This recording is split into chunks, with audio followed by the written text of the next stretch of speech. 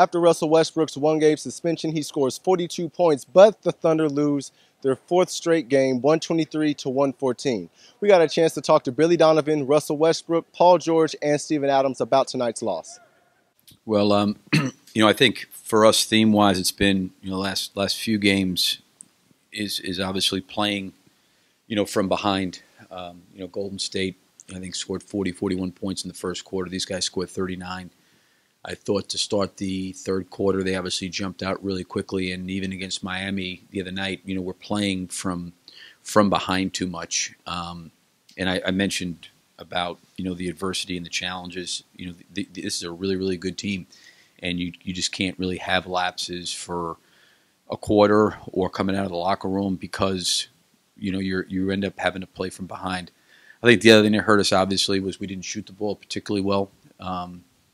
And then the other thing was the free throw line, especially to start the game. I think we were 2 for 10 at one point, which is, we got to be better than that. We've got to shoot better than 57% from the free throw line. And we took more free throws than they did, and they actually made more free throws than we did, just in terms of makes.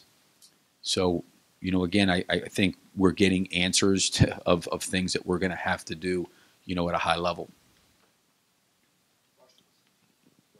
You got to play these guys in 2 nights. What did you feel like you were able to learn throughout the course of the game? You adjusted to seem like things were much better coming down that stretch in the fourth quarter than the first quarter. Yeah, we just got to get off to a better start. That's it. Better start. We close out well. We just put ourselves behind a lot of times. Just a better start. They seem to attack a lot off those baseline drives and then kick out for 3. What did you guys do to eventually kind of clamp down on that later in the game? I think we just stayed home. It was a good balance of whether we should help, whether the low guys should pull over. It was a read, and I thought we made the right reads in that second half. Paul, does it drive you a little crazy when you're at a stretch like this? You guys are struggling away and you miss 14 free throws in a game and lose it all the time? Yeah. I mean, it's an area that we got to clean up. It just is what it is. We're not a perfect team. The game's not perfect. We put ourselves in position to win, though, and we came up short. Paul, the amount of fouls from the team concerning at all since the All-Star break, or has it just been a situation where it's just the unfortunate and not some good calls here and there? Yeah. It's just unfortunate. It's unfortunate. Paul, we asked you last time about scoreboard watching. Have you looked at the standings yet since this game? Yeah. What was your reaction seeing that at 8? I knew it was close. We know if we win where we at. We know when we lose where we at going into the game. So, we control our destiny. Paul, who noticed teams maybe loading up more on the team like Miami kind of made the point to get the ball in your hands tonight? You didn't get a lot of shot attempts to late game. You noticed teams trying to load up and take it away from you? Yeah. And,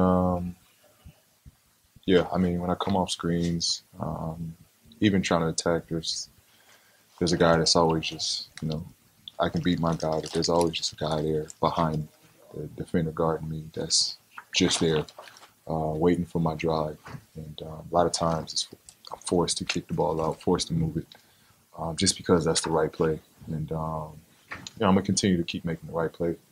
I just got to find ways on how can I attack and how can I get good looks within our offense.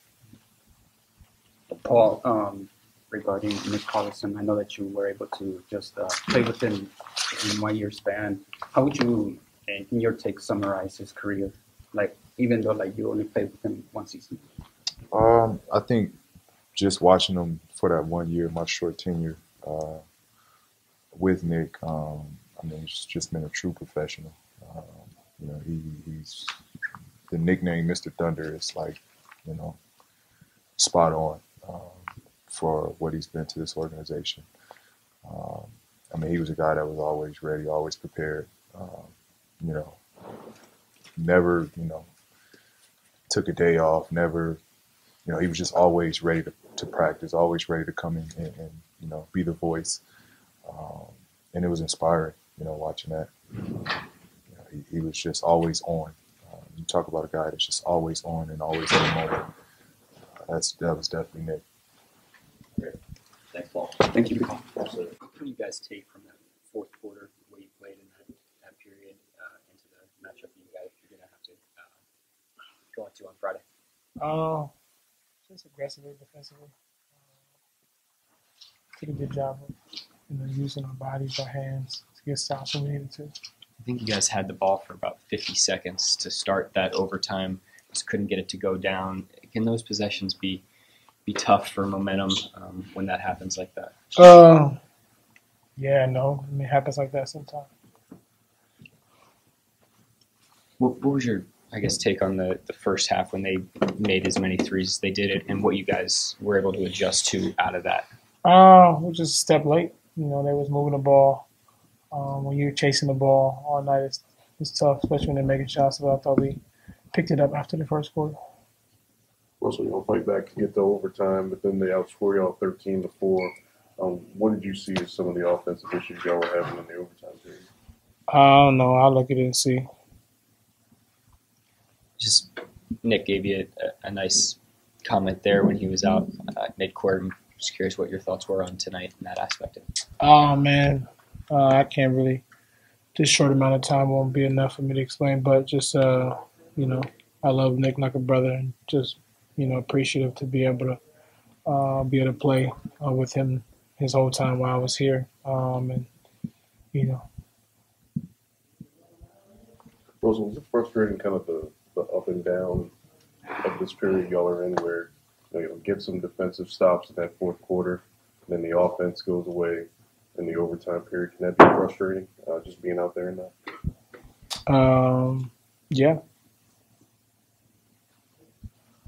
Anything else? Thanks for asking. Did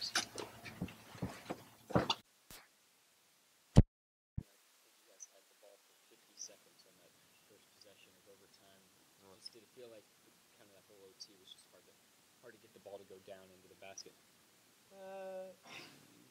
Yeah, because of the position that we put ourselves in, if that makes sense. It wasn't any harder than if we're shooting it normally, but again, if we execute properly and get the right movement for them on defense, like, get a pretty decent shot.